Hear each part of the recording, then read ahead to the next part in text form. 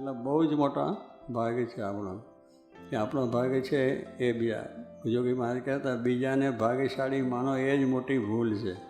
કે આપણે મને કહો આ તો બહુ મોટા ભાગ્યશાળી આવાને તેવાને એને પૈસા મળ્યા ને ઢીરું મળ્યું ને ઢીરું, પછી આ પૈસા મળે જિંદગીમાં લાભ બીજા ઘણા છે, દુનિયાના લાભ થાય એ ભાગ્ય નથી, ભગવાનને સંત મળ્યા એ ભાગ્ય. અને એના જે દર્શન થયા અને એમના થકી જે આવું આપણને અક્ષર પુરુષોત્તમનું જ્ઞાન પ્રાપ્ત થયું છે એ બહુ મોટા ભાગ્ય.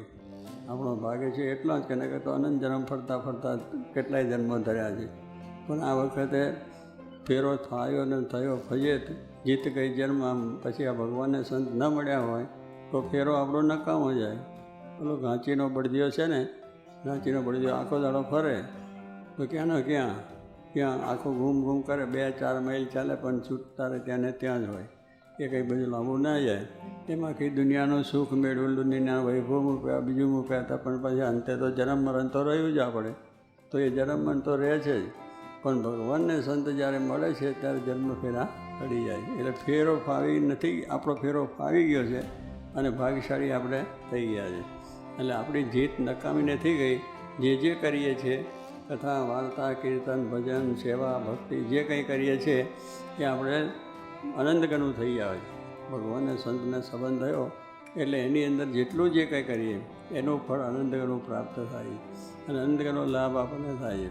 અને એ બધાય કરતાં તો મોટો લાભ શું કે આપણો છેલ્લો જન્મ થઈ જાય, ફરી આવવાનું જ ના થાય દુનિયામાં, તે અક્ષરધામમાં જ બેસી જવાનું, એવું આ જ્ઞાન છે, એવી આ વાત છે. એટલે એ તો આપણને મોટો લાભ થયો છે કે દુનિયામાં હવે આપણે શું થશે કેમ થશે એવું માનવાની જરૂર જ નથી. આપણે તો ભગવાન સંત સાચી મહારાજ જોગી મહારાજ અક્ષર પુરુષોત્તમ મળી ગયા છે એટલે આપણો તો બેડો પાર થઈ ગયો છે. એમ માનીને સ્વાય કે અહો આનંદમાં રહેવું, અહો ભાવની અંદર રહેવું અને આનંદમાં રહેવું.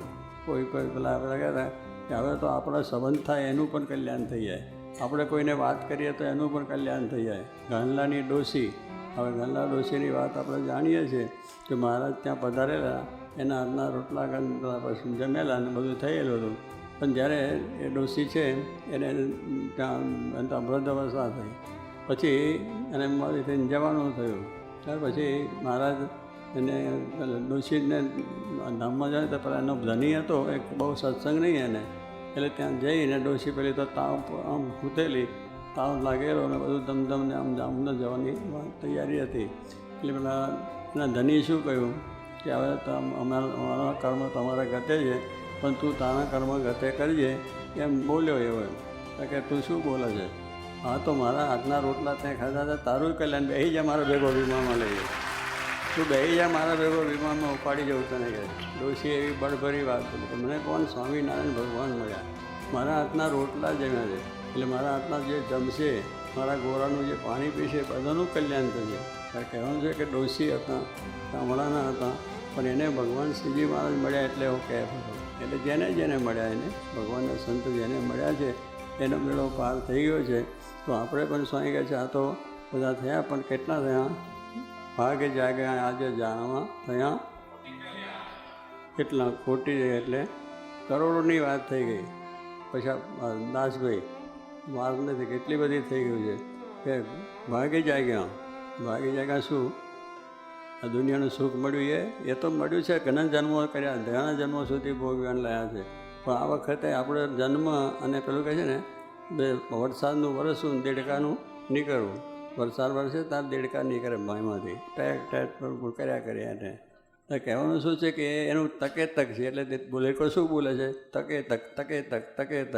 એટલે ખેડૂતને કહે છે કે ખેડૂતને કહેજો આ વાવણી કરી લે અને આ તક ખરેખરી છે અષાઢી મેઘ અને વળી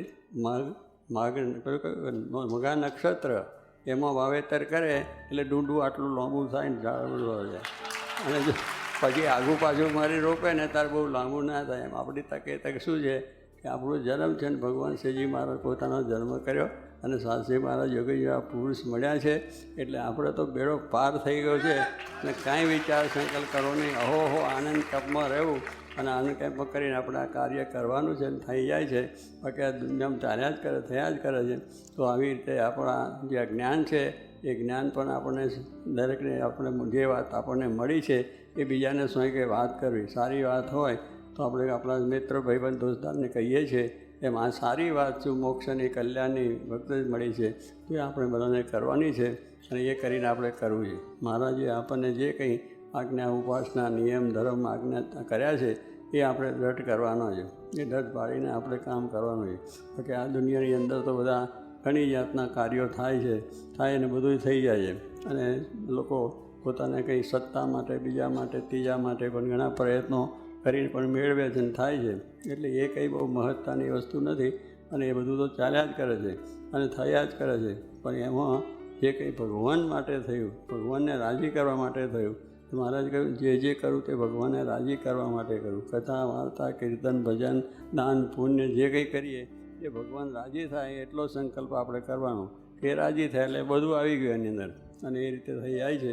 તો આજે આપણા આ પ્રમાણે અહીંયા આગળ જે કંઈ આ કાર્ય થાય છે એની અંદર બધું સારું કાર્ય થાય, ધર્મનું કાર્ય થાય અને બધે મેં કહ્યું ને આ સંસારની અંદર તો બધા ઘણા બધા કાર્યો થાય છે.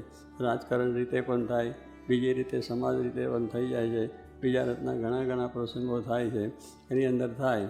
એટલે આજે પણ આપણે આ પ્રમાણે ભગવાનને પ્રાર્થના કરીએ કે બધાની સદબુદ્ધિ થાય, સારા વિચાર થાય અને ભગવાન રાજી થાય એને માટે આપણું કાર્ય થાય એ આપણે કરીએ. અને એમાં આપણે જો કરીએ છીએ ભગવાનને રાજી કરવા માટે કરીએ તો એમાં એની જીત જ છે. ભગવાન રાજી થાય એ જીત થઈ ગઈ. બાકી તમામ બધું આગું પાછું કરીને બધું કર્યું એ જીત નથી. એ તો ઠીક છે, પોતાને મોહ છે, પણ આપણે તો જીતશું કે મહારાજ સ્વામી રાજી થાય અને ભગવાન રાજી થયા એટલે બધું કામ પૂરું થઈ જાય છે. તો એવી બધી આપણી જે દુનિયાની અંદર ભગવાન સંત મળ્યા આપણી જીત છે એમ માની અને આપણે કથા વાર્તા કીર્તન કરીને સર્વ પ્રકારે સુખ્યા રહેવું. મહારાજ એવી સર્વને સદબુદ્ધિ આપે, સારા વિચાર આપે અને બધા તને મને ધને મહારાજ સુખ્યા રાખે એ આજના દિવસે પ્રાર્થના છે.